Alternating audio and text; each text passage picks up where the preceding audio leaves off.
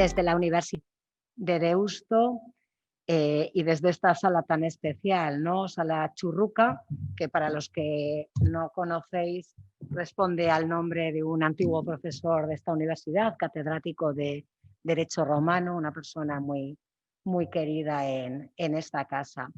Y bueno, una pena pues tener que vernos virtualmente, pero agradecidos por toda la acogida que ha tenido este programa. En primer lugar, pues dar la palabra a mi compañero, a Felipe Gómez, decano de Relaciones Internacionales de la Facultad de Derecho, que va a hacer el acto de apertura, de inauguración de este webinar. Cuando quieras, Felipe. Muy bien, Mariola, muchas gracias por la oportunidad de estar aquí esta mañana con vosotras y con vosotros. Y la verdad es que es un honor en nombre de la Facultad de Derecho y en nombre de la decana, que os saluda pero que hoy no puede acompañarnos, como digo, daros la bienvenida a este webinar sobre un tema yo creo que tremendamente actual, tremendamente interesante, lo decía Mariola, ¿verdad?, sobre tecnología y trabajo. Creemos que es un tema muy oportuno, no solo por la pandemia que estamos sufriendo, aunque esta cuestión se ha intensificado a partir del mes de marzo, ¿verdad?, sino que antes ya se venían dando algunas tendencias que ponen sobre la mesa la enorme relevancia que tiene, la enorme importancia que tiene la tecnología para diferentes ámbitos, pero incluido el tema del trabajo. Además, yo creo que el enfoque de la jornada me parece muy necesario, sobre todo porque es un enfoque desde el prisma de los derechos, desde los derechos humanos en general, pero también los derechos de las trabajadoras y de los trabajadores, ¿verdad? En ese sentido, quiero felicitar a las organizadoras del seminario porque, vuelvo a decir, el enfoque me parece tremendamente oportuno. Y quería comentaros esta mañana una pequeña anécdota. Ahora mismo me encuentro en Italia en un máster de Derechos Humanos y justo hoy hemos tenido la defensa de las tesis de fin de máster, y precisamente una de las tesis versaba sobre el impacto de la tecnología y en concreto el impacto de las nuevas tecnologías en un aspecto que tiene que ver sobre todo con el tráfico de personas, pero sobre todo con el tráfico de mujeres para el fines de explotación sexual, ¿verdad? Y cómo la tecnología lo que está haciendo es poner sobre la mesa y sobre todo dotar de herramientas a aquellas personas que llevan a cabo y que coordinan este macabro negocio y están ofreciendo nuevas oportunidades de negocio, nuevas oportunidades, por ejemplo, para controlar a las personas que son sometidas a tráfico de personas, etcétera, etcétera, ¿verdad? Es decir, la tecnología, por lo tanto, es algo que nos acompaña y se puede utilizar de diferentes maneras, ¿verdad? Entonces, yo creo que reflexiones como estas son muy necesarias y tienen que estar presentes porque tiene aspectos muy positivos, pero también hay aspectos en los cuales, bueno, por lo menos debemos reflexionar. Entonces, como os decía, ¿verdad?, yo creo que este es uno de los aspectos que está en el ADN de este seminario. La tecnología nos brinda enormes oportunidades. De hecho, el que nos podamos estar comunicando esta mañana es en gran parte gracias a las tecnologías y eso debemos reconocer que ha sido un enorme avance, pero también plantean algunos desafíos notables a los cuales tenemos que prestar atención. Y algunos desafíos fundamentalmente desde el punto de vista de los derechos humanos de las personas trabajadoras. En primer lugar, una de las ponencias va a versar sobre el derecho a la salud y cómo las nuevas tecnologías afectan al goce efectivo del derecho a la salud. Afecta también a la conciliación entre la vida laboral y la vida familiar. Lo hemos vivido y lo hemos visto a lo largo de toda la pandemia, cuando muchas personas hemos tenido que teletrabajar, pero evidentemente el impacto en hombres y en mujeres ha sido muy distinto, ¿verdad? El impacto que ha tenido sobre todo en muchas mujeres trabajadoras con personas a su cargo, ¿verdad?, bien con hijos e hijas pequeños o bien con personas dependientes. Es decir, ante las nuevas tecnologías, desgraciadamente no todas y todos estamos en la misma situación, ¿verdad? Y hay determinados colectivos que están en una situación de especial y de mayor vulnerabilidad. Y este es un aspecto que una vez más va a estar presente en este seminario. Cómo no, también el derecho a la privacidad y a la protección de nuestros datos personales. Estamos cada vez más expuestas a cómo las grandes compañías tecnológicas tienen acceso a nuestros datos, pero tienen acceso a datos totalmente íntimos de nuestra vida privada, de nuestra vida familiar, de lo que compramos, de lo que consumimos, de dónde viajamos, y este es un aspecto que evidentemente también debe estar presente. Y luego, por último, también el famoso gap tecnológico, la brecha tecnológica, ¿verdad? Que evidentemente incrementa la vulnerabilidad de aquellos grupos y de aquellos colectivos que no tienen acceso o que tienen un acceso más limitado a las nuevas tecnologías, a Internet, etc.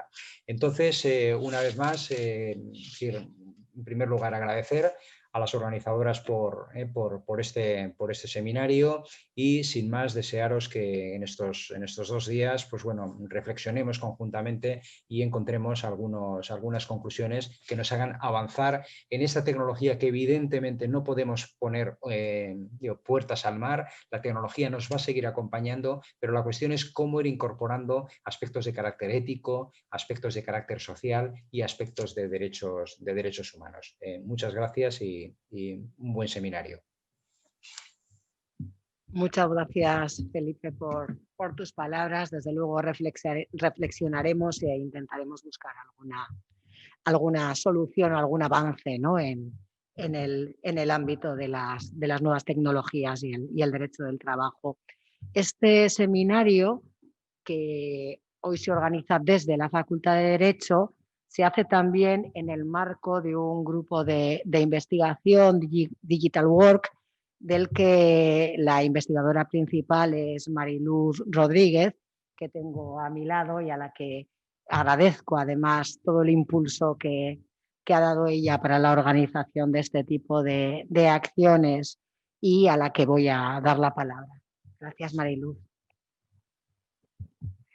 Bien, ya son buenas tardes, efectivamente. Buenas tardes a todos y a todas, a los que nos están escuchando desde aquí y a los que nos están escuchando desde fuera de aquí. Muchas gracias al vicedecano de Relaciones Internacionales de la Facultad de Derecho de Deusto por el saludo inicial, y muchas gracias también, y lo quiero decir de antemano, a la Universidad de Deusto y a la Facultad de Derecho de Deusto y a 2 de sus vicedecanas, Mariola Serrano y Ana Isabel Herranz, que han organizado este encuentro. Y quiero decirlo, siempre se dice, y parece que los agradecimientos en este primer lugar a veces son algo solamente protocolario, pero esta vez no hay nada de protocolo en esto, porque llegar hasta aquí nos ha costado mucho. Y llegar hasta aquí nos ha costado una primera organización de unas jornadas iguales que las que vamos a celebrar en el mes de marzo, justo pocos días después, se iban a celebrar pocos días después de que se declarara el estado de alarma en nuestro país. Aquel fue ya un primer intento fallido. Decidimos volver a intentarlo en estas fechas, y ha sido un verano muy largo con muchos cambios que han hecho que hoy estemos aquí de forma presencial 7 personas, pero que el resto del grupo de investigación esté, espero, todos ya conectados y desde fuera de aquí.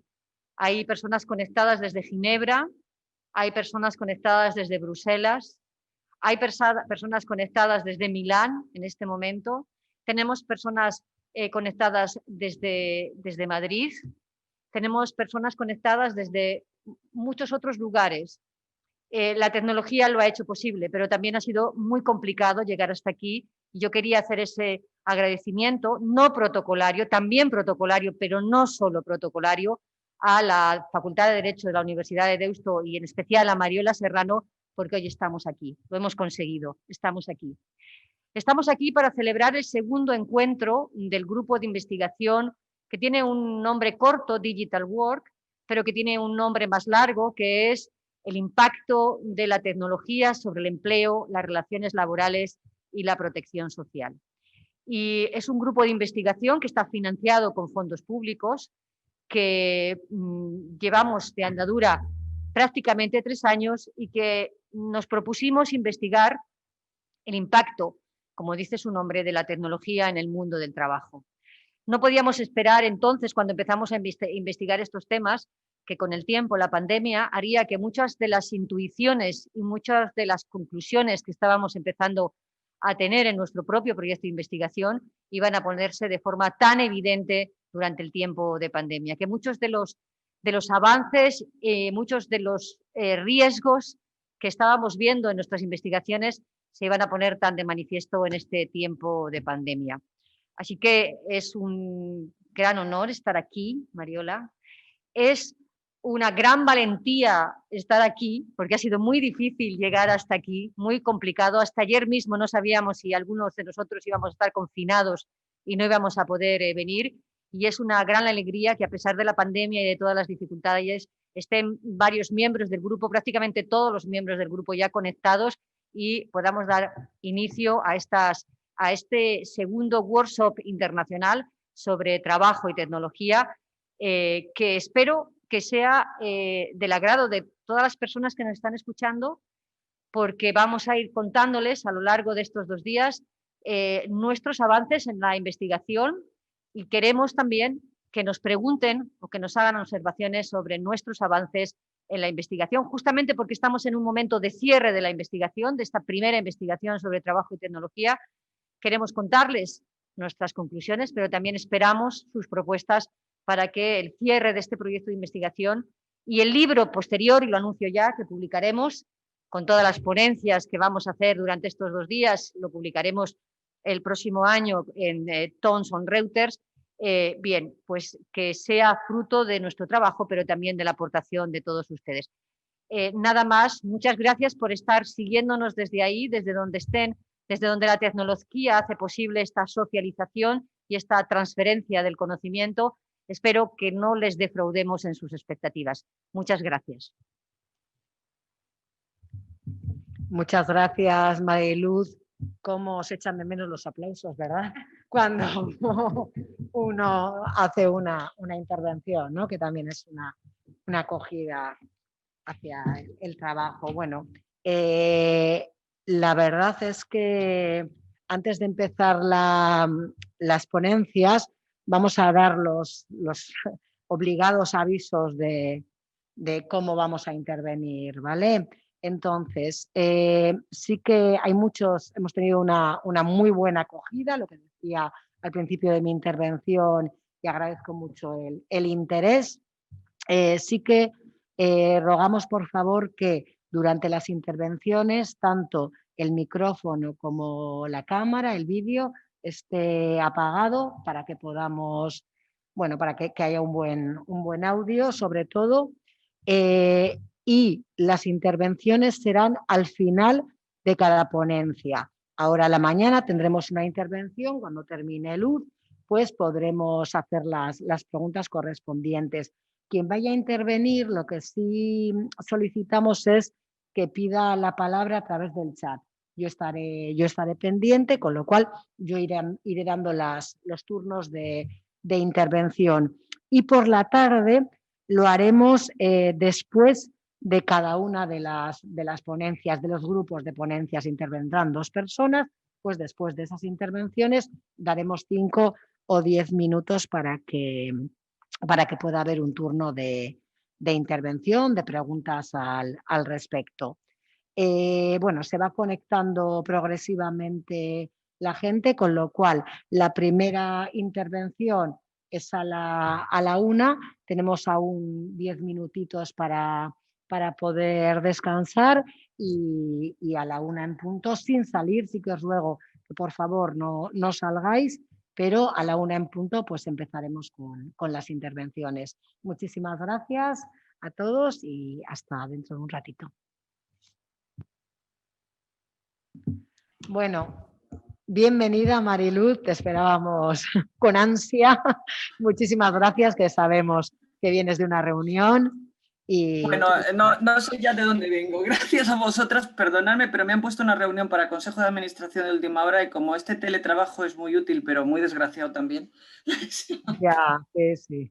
Nada, no te preocupes. Yo me segundo porque voy a hacer una presentación muy, muy breve para dar paso a la ponencia y poder terminar en punto y luego por la tarde, empezar también prontito. Bueno, en primer lugar, entonces, tenemos para inaugurar este seminario, tenemos la suerte de contar con nosotros y con nosotras a Mariluz Vega, que en estos momentos ella trabaja en el Departamento de Investigación de la Organización Internacional del Trabajo, ha sido coordinadora de iniciativa del futuro del derecho del trabajo, es también inspectora de trabajo en excedencia y la verdad es una persona que publica con habitualidad en las revistas de derecho del trabajo, tanto como internacionales, y con un conocimiento exhaustivo sobre el ámbito laboral, sobre las tecnologías, sobre el futuro del derecho del trabajo.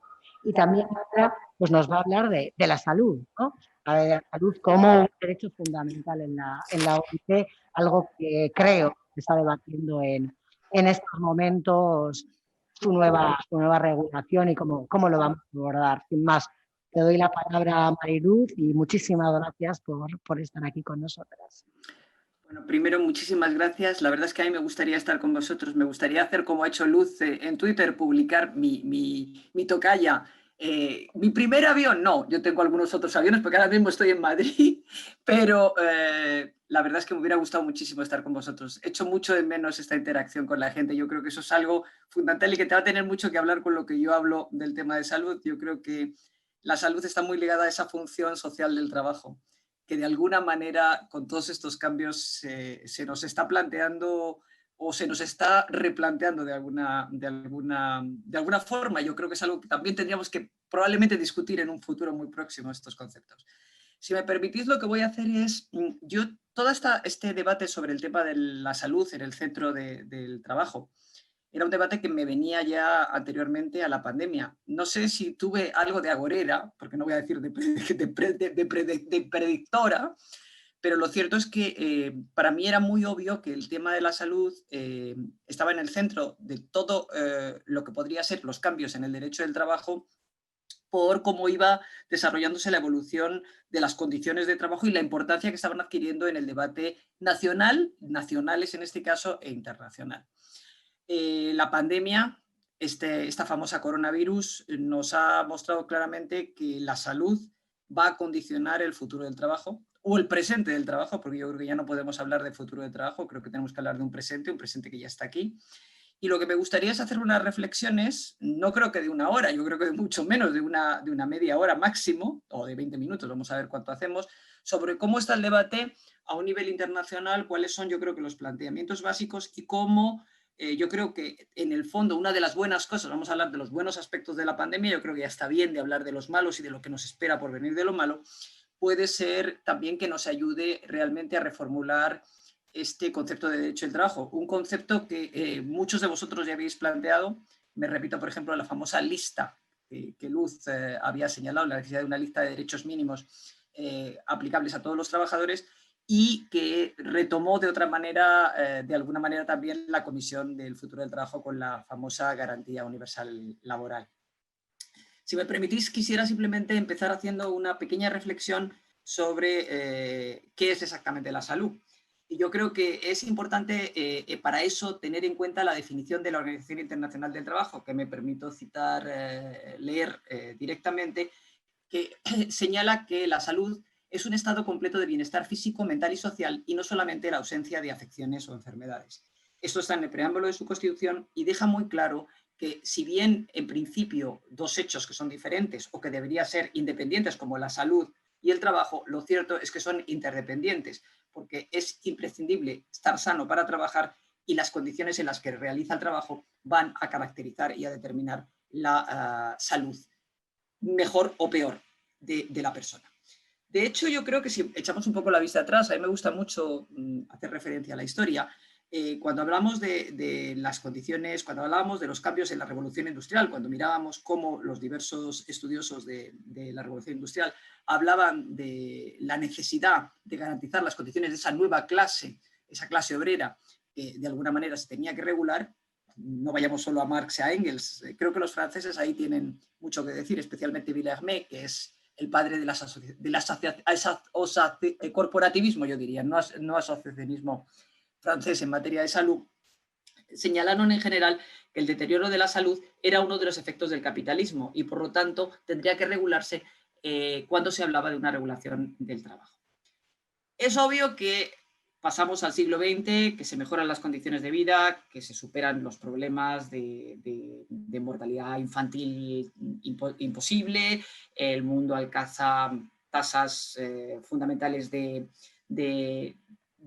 desarrollo, pero las carencias en materia de salud son inevitables. Y de hecho, yo creo que lo más relevante que justamente ya marca que la salud es esencial es el informe de desarrollo humano del UNDP, del PNUD en español, que señala que junto a la reducción de la brecha de los niveles de vida básicos, se observa también que las personas van a tener una merma fundamental de las capacidades, y esto antes de la pandemia, para competir en un futuro inmediato, que es el que ha evolucionado. Y además dice que nuestra nueva vida, la vida del siglo XIX, la vida del siglo XXI, en el año 2019, que es una vida diferente a la del 2020 ya, había traído nuevos retos para la salud de los trabajadores muy ligados a la ecología y a la sostenibilidad. Es decir, el concepto salud, ese concepto de que hablaba de la OMS, va más allá de todo este tema y va también a ligarse a los temas del desarrollo del mundo y a la ecología y a esta idea de verde.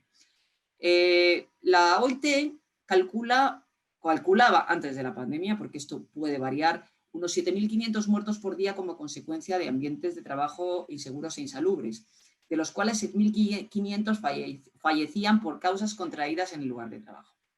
Cada día mueren por causa de accidentes laborales o enfermedades relacionadas del trabajo más de casi 3 millones de trabajadores. Es decir, nos estamos enfrentando a un mundo donde la salud realmente es fundamental, a pesar de todo lo que tengamos o de lo que podamos decir.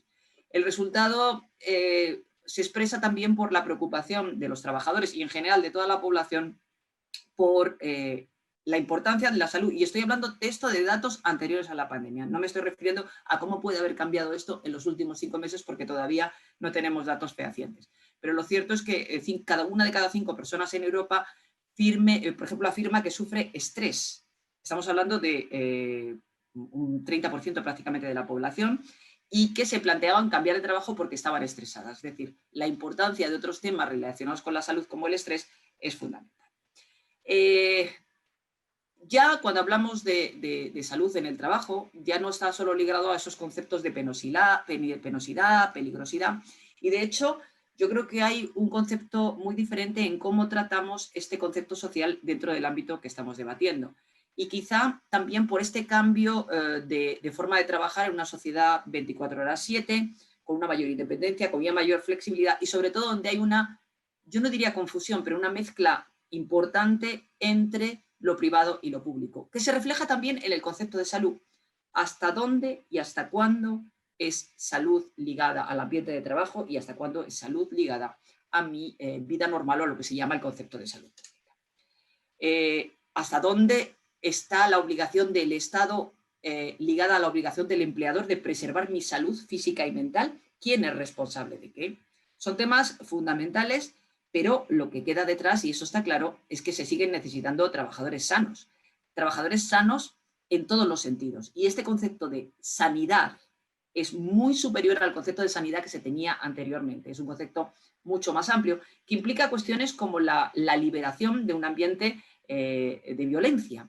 Un ambiente de violencia que llega, y esto yo creo que es un gran logro, a que el último convenio aprobado por la OIT, el convenio 190 sobre violencia en el lugar de trabajo, hace referencia expresa en la recomendación a la necesidad de estudiar y de garantizar en las evaluaciones de riesgos, por ejemplo, cómo la violencia doméstica puede tener influencia en el mundo del trabajo. Yo creo que este es un punto que nos marca claramente dónde estamos, cuál es el nuevo concepto y a dónde tenemos que ir. La salud, por lo tanto, aparece hoy, y para mí es evidente, claramente como el núcleo de las condiciones de trabajo. Durante mucho tiempo, cuando hablábamos de condiciones de trabajo, hace ya muchísimos años, yo creo que hace como casi 40 o 50, se hablaba de la seguridad y salud como una de las condiciones de trabajo. Por motivos que realmente no he conseguido averiguar por qué, la seguridad y salud se desgrana, aun siendo en principio como parte de las condiciones de trabajo, aparece como algo separado, muy ligada a la prevención, que es esencial, pero de todas las formas no tanto como un concepto integrado que realmente se encuentra en una especie de círculo concéntrico en el que es fundamental establecer los lazos. Hoy nos queda muy claro que no podemos hablar de salud si no tenemos en cuenta el tiempo de trabajo. No podemos hablar de salud si no tenemos en cuenta la idea de salario, porque no tener medios de vida, no tener un salario digno, un salario vital, como dice la OIT en su Constitución, puede llevar a situaciones que garanticen o que no que garanticen, que provoquen una situación insalubre, una situación de estrés emocional y de un estrés que puede provocar situaciones muy virulentas en la persona, incluso llevar a depresiones e incluso a muerte. Esto es una de las mayores incidencias porque las enfermedades cardiovasculares son una de las más importantes causas de muerte ligadas al ambiente laboral. Lo importante es tener en cuenta que estas condiciones de trabajo hoy tienen que considerarse de una forma amplia y quizá también diferente. La taxonomía de condiciones de trabajo tiene que estar hoy, siguen siendo las mismas condiciones de trabajo, las que siempre habíamos considerado, pero tienen que estar mucho más imbricadas y mucho más relacionadas con el tema salud. Todo está interrelacionado. Y esta interrelación interna de las condiciones de trabajo, que antes además se consideraban en nuestros estudios como derecho imperativo y que esto ha pasado un poco al olvido, es importante ver ese derecho imperativo, qué punto tiene y cuál es su influencia y cuál es su relación con los derechos fundamentales. Yo creo que es un debate que deberíamos volver a trabajar. Lo cierto es que hoy hablar de empleo de calidad no tiene sentido si no hablamos de esas condiciones de trabajo muy ligadas a la salud. La propia OIT en su propia Constitución señala en su origen que existen condiciones de trabajo que entrañan tal grado de injusticia, miseria y privaciones para un gran número de seres humanos que el descontento causado constituye una amenaza para la paz y armonía universales y es urgente mejorar esas condiciones adoptando en materia de salarios, ganancias y de horas y otras condiciones de trabajo medidas destinadas a garantizar a todos una justa distribución de los frutos del progreso y un salario mínimo vital, entre otras, para proteger adecuadamente la vida y la salud de los trabajadores. Es decir, la vida y la salud de los trabajadores estaban en el centro de la propia concepción de la OIT.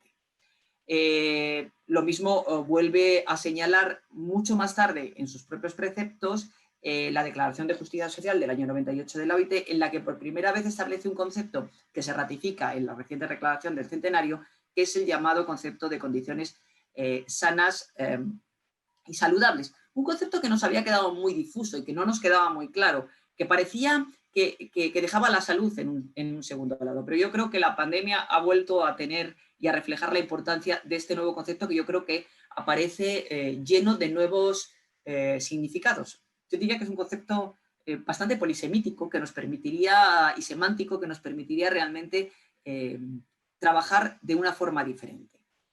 Las condiciones de trabajo son hoy sin duda un concepto global que hablan además de que hay que proteger en el centro de trabajo al ser humano como un todo, a un ser humano como realmente ese centro de la agenda que la OIT está señalando desde hace tiempo y que ratifica realmente en los propios trabajos de la comisión.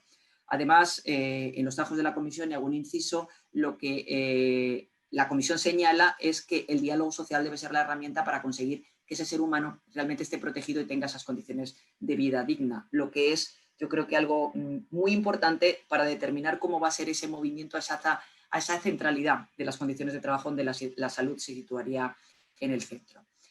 Lo cierto es que hoy esas nuevas tecnologías, esas nuevas formas de trabajar generan también lo que llamaríamos nuevos riesgos, muy ligados a esa penosidad o peligrosidad. Pero yo creo que aparte de esos nuevos riesgos que pueden ser desde el ciberacoso, el estrés tecnológico, distintas presiones que podríamos definir y pasar mucho rato hablando de ellas, o las que mucho más simples, como los riesgos que tiene el hecho de los trabajadores de plataformas, que son riesgos tan simples como el hecho de conducir una bicicleta, montar en bicicleta, no conducir, montar en una bicicleta y que pueda ser atropellado por un coche, pero claro, al no tener determinadas protecciones y cuando existen dificultades sobre cuál es la relación laboral, nos vuelve a plantear todo un sistema de cómo garantizar la protección general.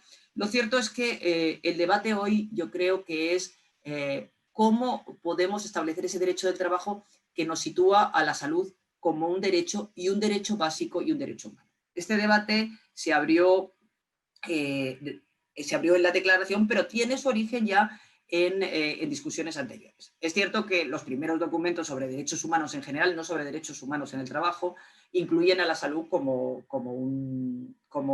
no incluían a la salud en principio como un derecho, sino que los primeros realmente no consideraban que como no había desarrollo científico no se podía proteger.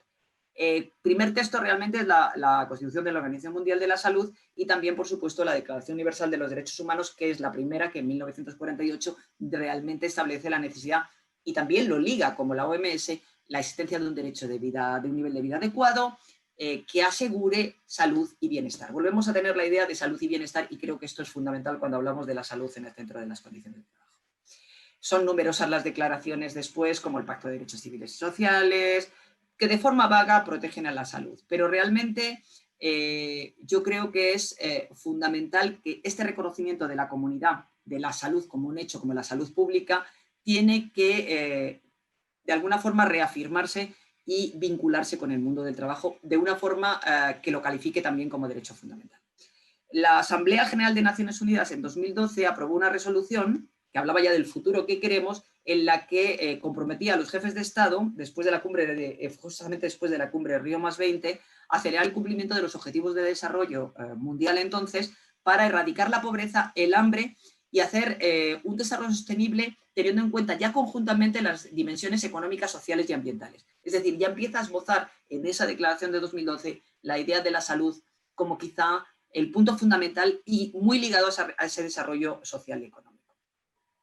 Porque lo que señala esa propia resolución es que a fin de crear sociedades inclusivas, equitativas, económicamente productivas y sanas, pedimos que se haga plenamente efectivo el derecho a todos de disfrutar del más alto nivel posible de salud física y mental. Y ya incluye aquí por primera vez el tema de la salud mental. Es decir, esto se confirma además un poco posteriormente con los Objetivos de Desarrollo Sostenible, porque en efecto el objetivo 3 habla de salud y bienestar.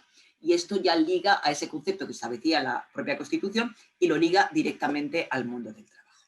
Entrando un poco más en lo que sería el tema del trabajo, yo creo que hay una razón más para considerar a la salud como fundamental y para considerarla probablemente como el centro de una nueva discusión y, sobre el tema del establecimiento y la ampliación de los derechos fundamentales en el trabajo. Y es que la salud es su relación con otro derecho fundamental que es la igualdad. Hoy no podemos considerar una plena igualdad si no se nos dan derechos a la salud con un acceso, con similar acceso. Es decir, las desigualdades sociales se están incrementando por falta de salud y yo creo que la COVID lo muestra de forma evidente, porque las desigualdades sociales son consecuencia por ejemplo, de la pandemia, pero a la vez afectan de forma directa a la salud las propias desigualdades. Hay una interrelación que muestra claramente la necesidad de regularlo de una forma expresa. Y de hecho la OMS, por ejemplo, considera que la principal causa de mala salud es la pobreza extrema. Es decir, la propia OMS lo está calificando como tal. No se trata, por tanto, solo de establecer nuevas formas de prevención, sino también de una nueva consideración de ese derecho que debería establecerse como un elemento fundamental de las políticas de salud y un posible derecho fundamental del trabajo. Hasta ahora la OIT ha adoptado numerosos convenios en materia de seguridad y salud en el trabajo que garantizan la salud integral de la persona en el trabajo, pero ligada al ambiente laboral. Es la perspectiva tradicional de la seguridad a salud, que muy centrada, yo diría, en la prevención y, en el caso de que exista el accidente, en una especie de subsanación o compensación. Pero además buscaba diferenciar el tratamiento de la salud ocupacional, de la salud en el trabajo, con la salud pública. Sin embargo, hoy los límites están absolutamente difusos. Es muy difícil identificar cuáles son, hasta dónde llegan los efectos de lo público y de lo privado. Yo diría que aproximadamente 12 millones de personas, esencialmente en países de desarrollo, mueren en edad laboral por causas de enfermedades no transmisibles. Y se calcula que los problemas relacionados con el trabajo, pero que no se sabe hasta qué punto, pueden generar pérdidas nacionales de cerca de entre un 4 o un 6% del Producto Interior Bruto. Estamos hablando de cifras mayores. Esto todo antes de la pandemia. Creo que es importante. Además, si consideramos que un 50% de los trabajadores del mundo están en lo que nosotros llamamos economía informal y el 70% del total de los trabajadores formales e informales carecen de protección o de seguro, la situación y la importancia de la salud en el ámbito del derecho de trabajo y de la seguridad social es fundamental. Estamos hablando de cifras alarmantes y vuelvo a repetir, todo esto sin considerar que no nos encontramos en temas de pandemia. Y aunque yo hablaba de que afecta esencialmente a los trabajadores del tercer mundo o de los países no desarrollados, bueno, no quiero entrar en temas como está afectando la falta de protección a países como Estados Unidos, que tienen toda consideración menos muy desarrollados, pero sistemas de salud que no son públicos. Realmente creo que es importante establecer que, aparte que las nuevas formas tradicionales, las nuevas formas de trabajo han cambiado muchísimo nuestra forma de hacer y de deshacer, la desvinculación con la empresa en el espacio físico, el factor tiempo de trabajo. Lo cierto es que afrontamos hoy una fuerza de trabajo que está absolutamente dispersa, descentralizada y que está diseminada geográficamente y que tiene que ser protegida de una forma diferente y muy fuera de lo que es el centro de trabajo, que es el que permitía esa perspectiva de garantizar la salud desde una perspectiva tradicional de seguridad y salud. La verdad es que los riesgos psicosociales, por ejemplo, han sido, yo creo, que el fundamental causal para determinar que los trabajadores afrentan nuevos riesgos y que lo público y lo privado son fundamentales. De hecho, yo pongo ahora con mucha frecuencia un ejemplo que me parece fundamental, que es el tema de los mineros. Las minas de carbón es el caso más claro y más específico de cómo está evolucionando la salud. Las minas de carbón, la silicosis, era esencial protegerla y se había avanzado muchísimo en la protección de la silicosis en nuestro país, por ejemplo, con retiros, por supuesto, con reconocimientos médicos, prevención y, por supuesto, con retiros anteriores de la gente que estaba expuesta tanto al monóxido de carbono como a los efectos del sílice. Gente que se retiraba con 47, 48 años. ¿Qué es lo que ocurre hoy en día? Retirados con seguridad social, por supuesto, con protecciones sociales y con pensiones bastante altas. El problema hoy de los mineros es doble. Son gente retirada con 48 años que no ha estado totalmente desvinculada de la sociedad, vivían en zonas aisladas, muy ligadas al ámbito rural, sin una capacidad o sin un estudio y una alfabetización mayor, pero su problema no es que tengan silicosis. La mayor parte, si tienen índice de silicosis, es muy bajo. Estoy hablando de poblaciones que tienen hoy entre 50 y 60 años. Su problema es la inadaptación y, aparte de la inadaptación, un problema grave de alcoholismo y uso de drogas. Nos encontramos, por lo tanto, que el tema mental, el tema de la adaptación, el tema de la vinculación social eran fundamentales. Es decir, no hace falta decir que la seguridad y salud está cambiando por el uso de las máquinas, que es obvio que está cambiando, con todas estas formas que decía de estrés, ciberacoso, etcétera, etcétera, pero también porque realmente nuestra aproximación al mundo de la vida y de la salud nos plantea facetas muy diferentes. Digamos que el mundo de trabajo afecta numerosas transformaciones, pero también nuestras percepciones. Y también en este caso quería hacer una llamada sobre la creciente participación de la mujer en el empleo y cuáles son los propios riesgos que la mujer puede aportar a los temas de salud. Y hay un cambio también en la naturaleza de los riesgos, porque la mujer enfrenta todavía, por su no completa integración en esta forma de garantizar la conciliación, riesgos superiores.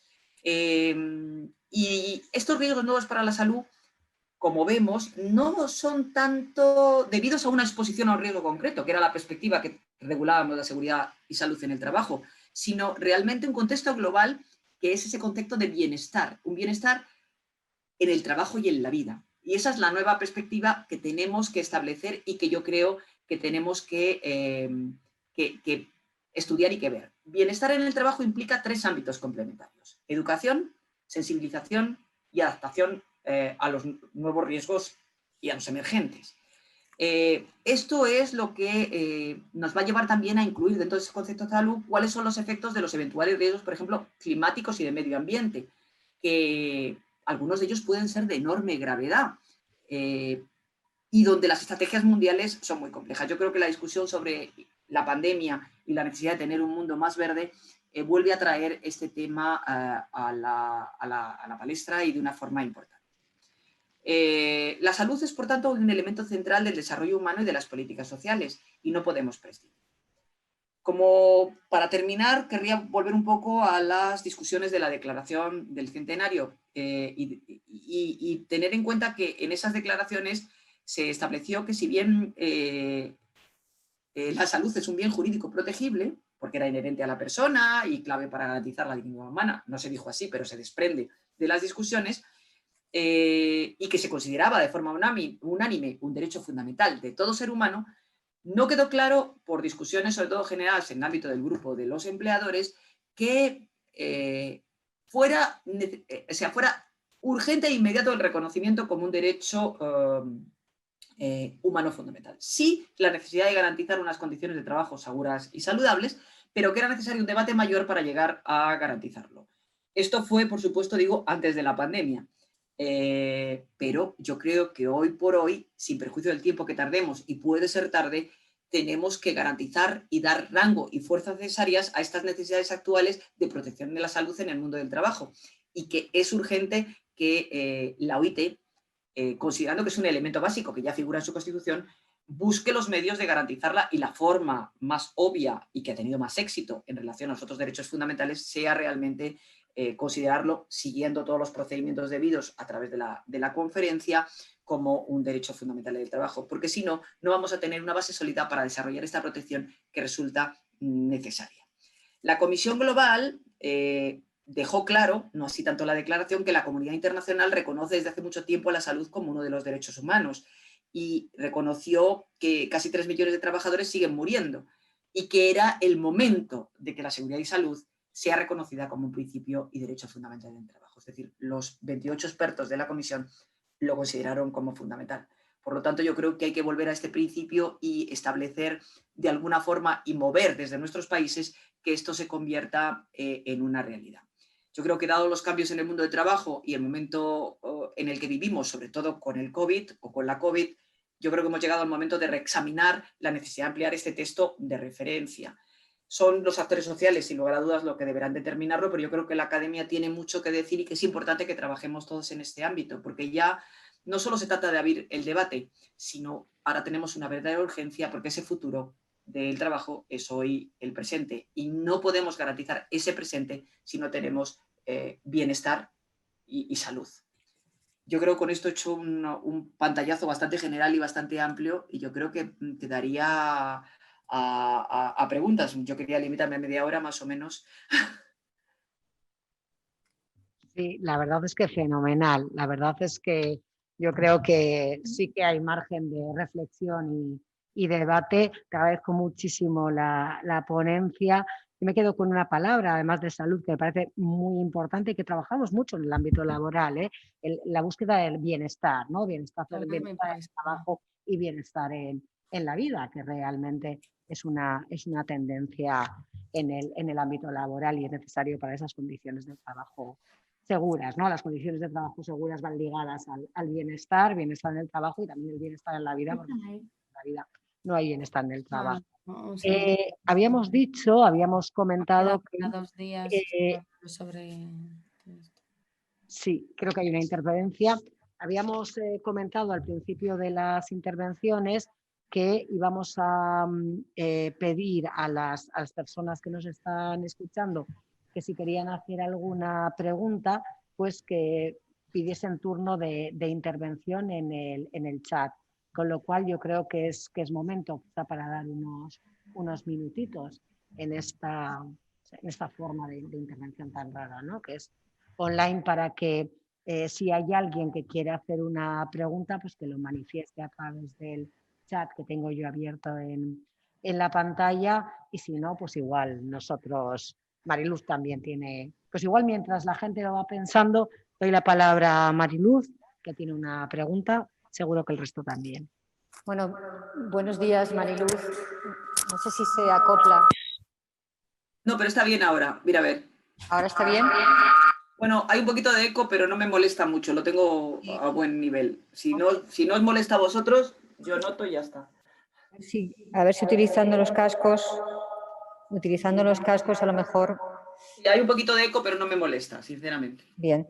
Bueno, primero quería darte las gracias por estar aquí con nosotras.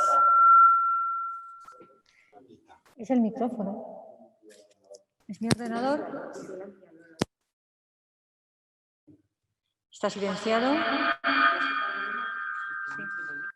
El micro del ordenador. ¿El micro qué le pasa? A ver, voy a cerrar el ordenador. A ver, ¿ahora? Ahora sí. A ver Ahora si creo que sí.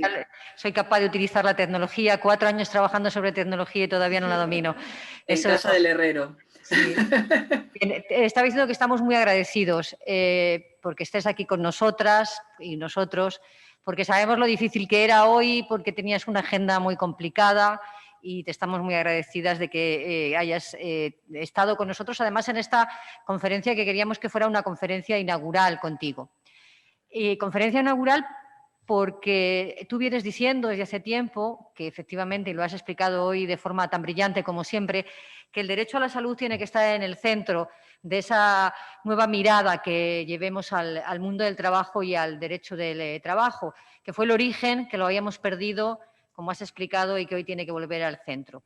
Hay muchas personas de las que nos escuchan, estoy segura, que conocen lo que significa cuando tú abres el debate tan importante de que la salud debe formar parte del elenco de derechos humanos fundamentales. Hay muchas personas que saben lo que eso significa, pero también hay muchas otras, estoy convencida, que no conocen la trascendencia de esa afirmación tuya, porque piensan, bueno, a ti y a mí nos ha pasado, ¿te acuerdas cuando tú hablabas con alguna persona, decías, yo, este debate hay que abrirlo, decía, bueno, pero si el derecho a la salud ya es un derecho fundamental en la Constitución, y tú decías, no, no estoy hablando de eso, estoy hablando de algo más relevante, que es el debate sobre si la salud debe formar parte como derecho humano fundamental de los principios de la OIT. A mí me gustaría que explicaras por qué es tan importante eso que estás diciendo, por qué tiene tanta trascendencia que la salud sea considerada, tras un debate del tripartismo clásico de la Organización Internacional del Trabajo,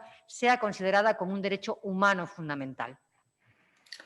Bueno, es verdad, a veces una pierde los puntos de referencia de lo que a veces no todo el mundo sabe. Y gracias por tu pregunta, Marilu, porque creo que es francamente relevante. Bueno, yo creo que todo el mundo sabe que la OIT es una de las pocas organizaciones internacionales que dicta normas que cuando son ratificadas por los países son de aplicación directa, además. Un poco, me refiero de una institución internacional, no es la Unión Europea, que es una institución regional y con carácter diferente. Nosotros teníamos una serie de convenios que de alguna manera recogen todas estas necesidades, incluidos aquellos que tienen que ver con la salud, que han existido desde los primeros momentos de la OIT, pero en la década de los 90 se decidió efectivamente que era necesario priorizar. Son muchos los convenios, he hablado antes de que el último ha sido el 190, o sea, tenemos muchos, algunos ya no se usan, algunos están en desuso, se han abolido, se han modificado, pero se decidió exactamente, muy ligado a la cumbre de Copenhague, que había que establecer sobre la base de todos esos derechos que la OIT ha venido reconociendo y que son todos importantes, priorizar y establecer cuáles aquellos que realmente tienen el carácter, porque son intrínsecos y propios del ser humano, de fundamentales y que toda la comunidad internacional tendría que respetar. No solo que ratificar, por supuesto, tendría que respetar y llegar a una ratificación universal. En el año 98 se aprobó la Declaración de Derechos Fundamentales en el Trabajo, en la que se reconocían 8 convenios con 4 derechos y principios fundamentales que se consideraron aquellos de los que ningún país, vamos a decirlo en términos un poco chelis, si uno quiere decir, se podía pasar de ellos, que eran esencialmente el derecho a la libertad sindical y a la negociación colectiva, el derecho a la no discriminación, a la igualdad y a la no discriminación, la erradicación del trabajo forzoso y, por supuesto, la erradicación y la abolición del trabajo infantil.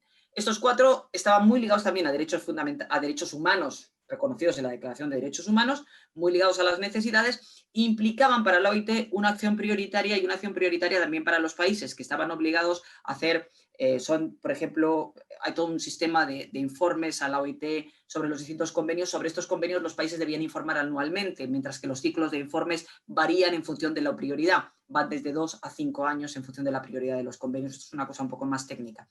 Lo importante es que estos se han convertido en un corpus, yo le llamaría así, un corpus jurídico central que inspira el desarrollo laboral de todos los países. Y ha sido realidad. Esa declaración del 98 ha llevado, por ejemplo, a que tengamos la ratificación universal del convenio sobre erradicación del trabajo infantil. Todos los países miembros de la OIT, que son prácticamente todos los países del mundo, yo diría que deben quedar 20 fuera, que yo no sabría cuáles son los 20 que quedan fuera porque deben ser islas minúsculas, para ser completamente honesta. Bueno, y Corea del Norte, que no es miembro de nada, pero bueno, es otra historia. Lo cierto es que tenemos una importancia fundamental porque son aquellos que inspiran, que desarrollan y que la OIT se mueve en torno a ellos. Y que los países reconocen como tanto como que son prioritarios. No se trata ya solo de que estén en las constituciones, sino también van a recibir el apoyo, y eso también tiene importancia, el apoyo de otros países para que mejoren sus condiciones y sirve para el desarrollo. Sirve para el desarrollo para garantizar que cualquier desarrollo social o cómo vayamos a movernos en las políticas sociales de los países que necesitan apoyo, también se garanticen y se basen sobre esos derechos fundamentales. Si añadimos a la salud a esos 4, que de hecho ya en el año 98, cuando se estableció la Declaración de Derechos Fundamentales, se puso en discusión, pero se decidió no considerarla, quizá no era el momento, pero sí se puso, supondría realmente que entraríamos a considerar a la salud al mismo nivel que, vamos a decir, la erradicación del trabajo infantil, que es algo que yo creo que todos, o del trabajo forzoso, que yo creo que nadie tiene ninguna duda y sería un compromiso formal y fundamental. Las implicaciones de la Declaración de la Salud en el centro del trabajo, es decir, como derecho fundamental en el trabajo, son importantes porque va a tener también ramificaciones en el área, por ejemplo, de protección social y de seguridad social. Y eso es esencial. Pero para mí, yo no creo que los otros 4 derechos puedan realmente, yo creo que son derechos interdependientes. También esa era otra de las consecuencias, otra de las hechos fundamentales de la Declaración. Yo no creo que ninguno de los otros 4 derechos y principios fundamentales puedan ser plenamente realizables sin tener el derecho a la salud. No tiene sentido, porque de hecho, por ejemplo, la protección del trabajo infantil es para garantizar la salud y el desarrollo del niño. ¿Qué más? Claro, claro. Así es. Muchas gracias. No tenemos en el chat ninguna pregunta. ¿Hay alguien de aquí? ¿Queréis hacer alguna pregunta? Sí, yo sigo, si queréis. Si no, yo también. Mariluz, es que es un lujo tenerte aquí, como para no aprovechar. Pero, hombre, no, el lujo es estar con vosotras, hombre. Bueno, te voy a hacer una propuesta y te la voy a hacer en público. Cuando estaba presentando estas jornadas, estaba diciendo que vamos a publicar, que ya está todo pactado y cerrado, un libro de estas jornadas y queremos que la primera intervención de ese libro, el primer artículo de ese libro sea este mismo, pero de esto ya hablaremos más despacio más adelante, pero lo queremos. Sí, eso, el teletrabajo me permite escribir más. Así Venga. que no, pero lo tengo que me gustaría modificarlo, si me permitís, metiendo algunas cosas de la pandemia, porque creo que ahora no podemos pasárnoslo. Yo esto lo había concebido de una forma, pero necesito tener algunos matos de la pandemia. Si me dais un poquito más de tiempo, me permitís. Va a ser para febrero, así que vas a tener tiempo de eso. Vale, porque me gustaría poder incluir el tema de la pandemia y ligarlo directamente. Bien. Oye, la siguiente pregunta, teniéndote aquí. Claro, si consideramos que el derecho si en un próximo debate de la Organización Internacional del Trabajo, como tú crees que debe haber, finalmente el derecho a la salud fuera un derecho humano fundamental, este derecho a la salud sería de todos, y me explico. Sabes que se ha discutido mucho antes de la pandemia, pero sobre todo durante la pandemia, qué pasaba con la salud de aquellos trabajadores que no son trabajadores dependientes, que son trabajadores autónomos. Estaba encabezada esta discusión y este debate por qué estaba pasando en el caso de los riders, fundamentalmente, que se han demostrado un servicio esencial durante la pandemia, sobre todo en aquellos países donde el estado de alarma conllevaba limitaciones, restricciones muy importantes a partir de un determinado momento para el comercio o para salir de casa. Entonces, cuando un derecho se convierte en derecho humano fundamental para la OIT, se añade a la lista de los de 1998, significa que este derecho es de todos, con independencia del estatus jurídico que tenga la persona trabajadora. Pues mira, esto es importante y yo creo que esto es para otro debate que va más allá. Sí, te digo que sí, pero voy a explicar por qué. La definición, y perdonadme que utilice anglicismos porque a veces las traducciones no son muy buenas a la hora de hablar los convenios. La definición que hacen nuestros convenios internacionales de worker, de trabajador, cubre a cualquiera que ejerce una actividad laboral, salvo que el convenio excluya una determinada categoría. Es decir, worker para la OIT, en el concepto general, es cualquier trabajador, incluso el independiente. Incluso el de cooperativas, podríamos llegar a decir, una cooperativa de trabajo social. Employee, empleado, es que no estoy segura cómo la traducción en español, porque he leído mucho más sobre el debate en inglés, perdonadme. No venía preparada para esto, pero por eso... Exacto, ese sí está definido como el trabajo subordinado o dependiente. Entonces, nosotros estamos trabajando cuando los derechos fundamentales son aplicables a los workers, es decir, a cualquier trabajador, salvo que, en el caso de los convenios, que no sería de la declaración, como digo, hay algunos convenios que excluyen. Hay algún convenio que excluye, por ejemplo, este no se aplica a las trabajadoras domésticas, por X o por Y, yo qué sé, pues porque se ha decidido así. Hay algunos excluidos. Pero en principio, nosotros hablamos de worker a cualquiera que ejerce actividad, igual que ahora cada vez más los dos últimos convenios aprobados hablan de the world of work. No hablan, es decir, hablan del mundo del trabajo, ya no del lugar del trabajo. Están cambiando los propios conceptos de la OIT. Hablamos del mundo del trabajo justamente para incluir la protección de la violencia en el mundo del trabajo. No es solamente a aquellos que ejercen actividad. Estamos yendo mucho más allá. Por lo tanto, yo te diría que, en principio, y por las definiciones de la OIT, sin riesgo a equivocarme mucho, se aplicaría a todos los workers, es decir, a todos aquellos que ejercen una actividad, vamos a llamarle profesional, si no queremos llamarla laboral para no llegar a confusiones, porque sería aplicable a todos los workers, no a los employees. Muy bien, gracias. Gracias, Luz. Tenemos una pregunta. Yo quería hacer otra, pero vamos a atender. Alberto, además, si quiere, puede tener encendido el micrófono para interactuar con Luz. Yo voy a leer su pregunta, que dice, pregunta para Mariluz, ¿para cuándo convenio de la OIT sobre teletrabajo? ¿Tiene previsto regular la OIT algún convenio sobre protección de datos de los trabajadores que actualice las recomendaciones u otros derechos fundamentales como el derecho a la intimidad ante la videovigilancia? Bueno, sobre el primero, vamos, la primera cosa es que para cuando los convenios es cuando quieren los actores sociales.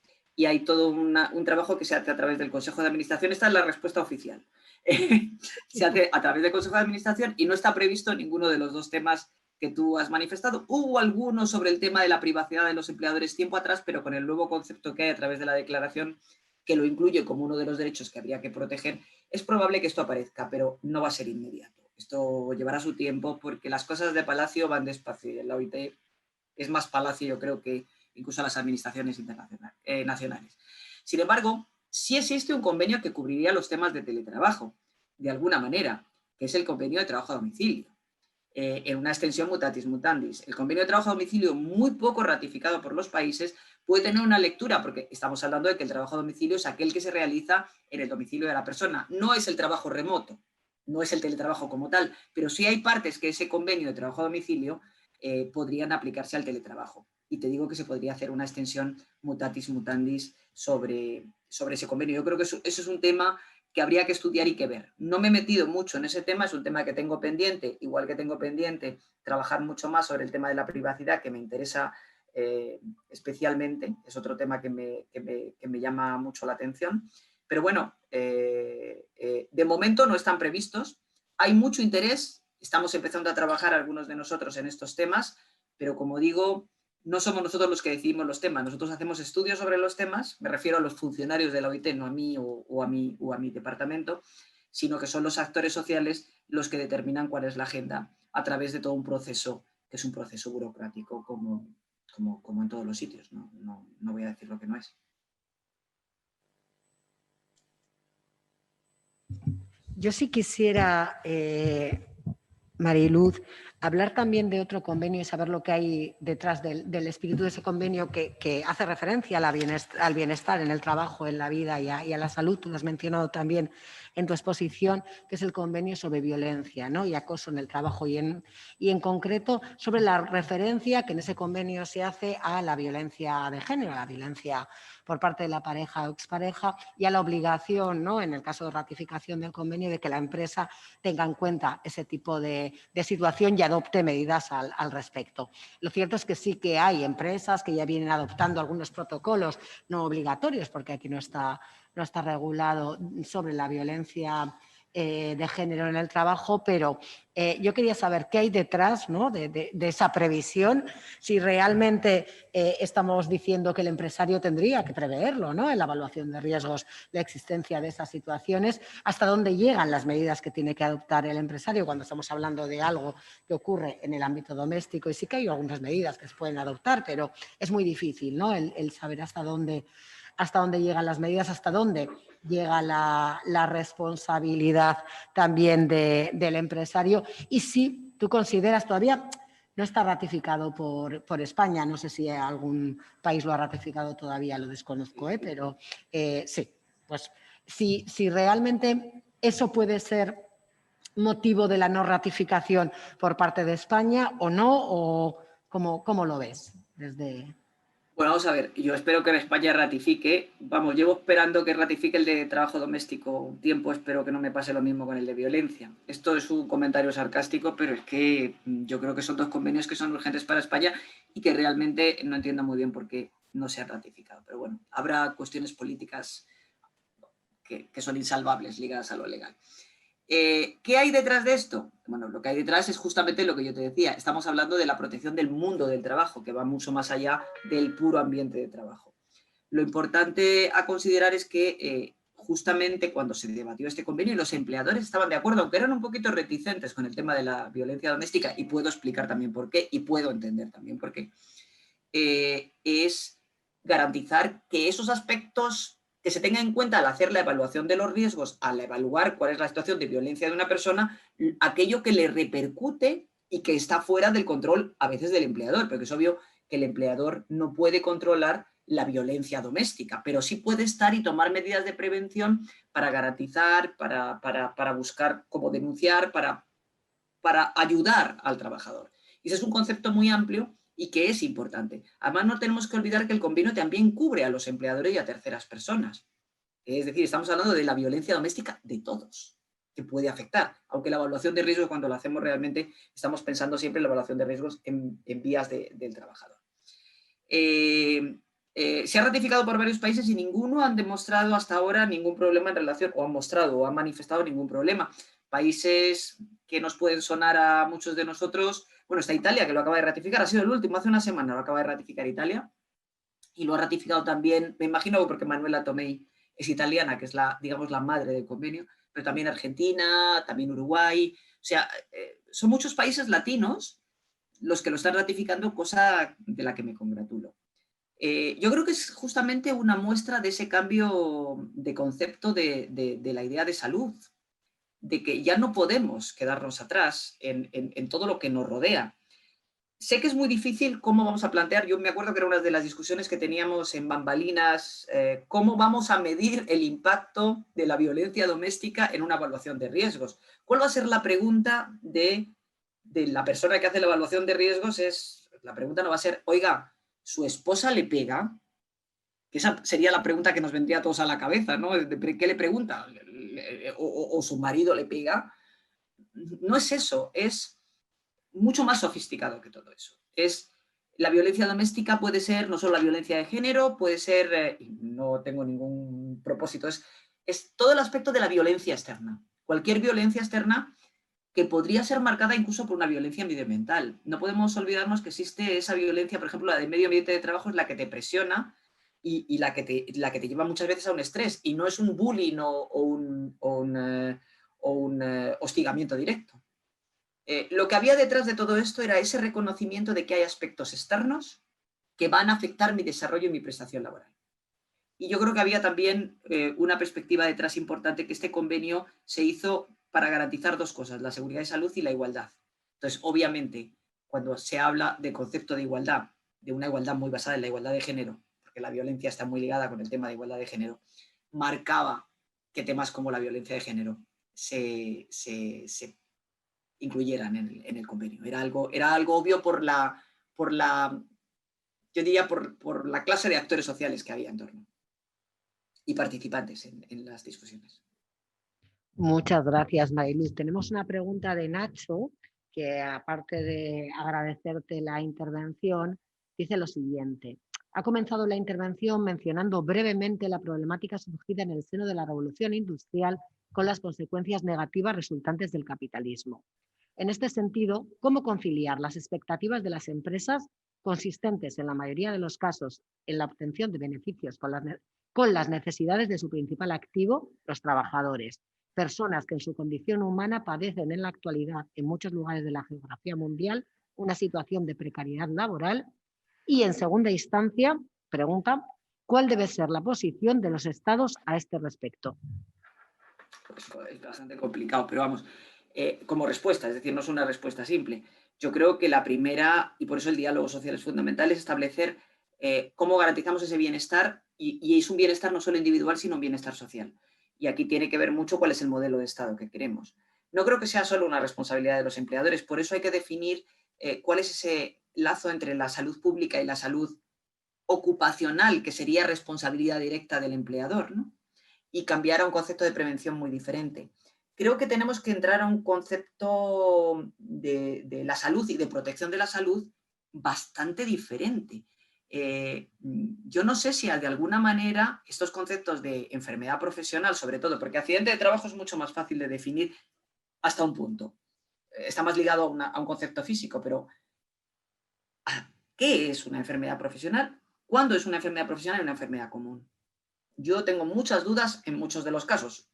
Digamos, como he dicho antes, la silicosis, que es la enfermedad profesional típica por excelencia, conocida por todos, pues resulta que es menos importante hoy en la minería que las enfermedades mentales, donde hay una parte de inadaptación ligada a la situación profesional y otra que viene por gente que vive en medios ambientes absolutamente aislados y que no ha tenido condiciones de estudios o de alfabetización correctas y que son responsabilidad del Estado. Yo creo que esto pasa por una concepción diferente, también porque los empleadores sean conscientes de cuáles son los beneficios de tener trabajadores sanos y protegidos. Hay muchos estudios que establecen que cuantas mejores condiciones de trabajo, incluidas la salud, mejor productividad. De hecho, una inversión en seguridad y salud, puramente seguridad y salud en el concepto tradicional, ha supuesto en muchos países una mejora en la productividad. Y eso hay cifras, no las tengo ahora conmigo, pero existen cifras claras. Y existen programas que establecían cómo mejorar esto tanto en las grandes como en las pequeñas y medianas empresas a otro nivel. Yo creo que esto pasa por establecer políticas basadas en el diálogo social, con incentivos y con una nueva concepción de la salud. Una nueva concepción de la salud que yo creo que en este caso la pandemia nos debería facilitar, no sé yo si nos está facilitando, que sería cómo concebimos de una manera muy diferente esa protección de una forma integral. Yo creo que pasa por un nuevo concepto y por una nueva forma de protección de la salud en general.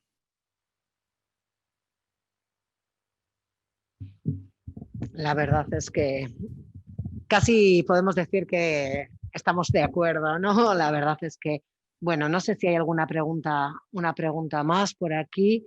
Sí, mira, Miguel, casi la última o la penúltima, ¿eh? Porque ya nos parecía que media hora igual era mucho para preguntas, pero se nos va a quedar muy corto. Sí, Miguel, disculpad porque tal vez es excesivo, pero quería aprovechar la presencia de Marilu. ¿En qué papel quedaría el derecho a la seguridad social dentro de la OIT en relación con este derecho, por ejemplo, a la salud?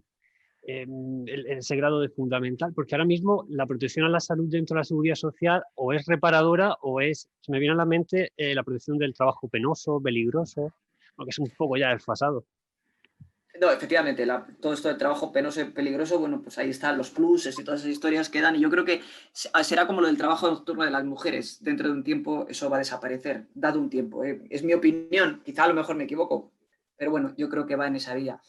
Bueno, la protección social, lo que nosotros llamamos ahora protección social, la vía ha sido diferente. No se considera, yo creo que estaría muy ligado en la parte de protección a la salud, sí habría una parte que es esa protección de la salud, a través de lo que son la asistencia sanitaria, muy ligado a ese concepto antiguo de asistencia sanitaria garantizada y también ligado a la salud pública.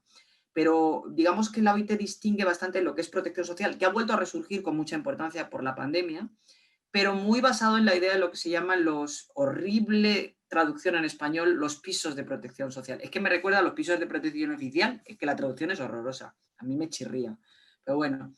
Entonces, es una idea que en el fondo Es muy similar a la idea esta de la lista que yo hablaba de Mariluz, de la garantía universal. Es decir, es considerar que es uno de esos derechos básicos, pero no fundamental, que es un derecho, o sea, digamos que la salud va a ser un derecho habilitante.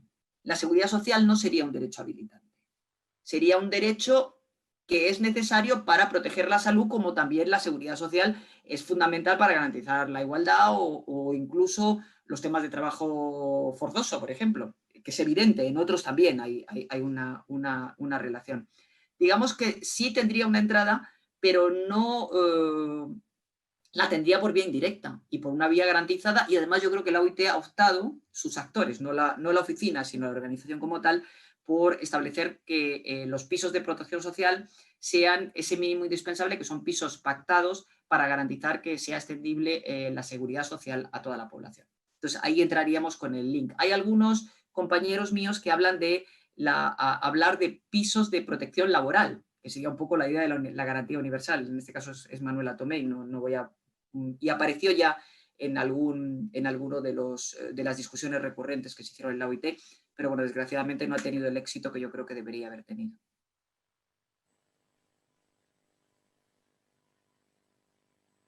Nada, muchas gracias, Mariluz, un placer tenerte con nosotros, con nosotras, permitirnos que reflexionemos y que pensemos sobre este tema tan importante. Y nada, te enviamos un caluroso abrazo virtual desde Bilbao y a ver si podemos vernos pronto en persona. Yo eso espero y voy a intentar conectarme lo más que pueda mientras me dejen vivir estos pesados de Ginebra para ver algunas de las reuniones, porque realmente me interesan muchísimo los debates y echo muchísimo de menos estar con vosotros, me encantaría. Oye, que te podemos dar un aplauso también, ¿eh? No, gracias, no. Esto ya no se necesita. Muchísimas gracias a vosotras y de verdad que, bueno, pues en el fondo os echo de menos. Hasta luego, gracias. Hasta luego. Bueno, pues sin más, yo creo que es momento de cerrar la sesión para que nos vayamos a comer y nada, la retomamos a las 3:30. Un abrazo. Agur.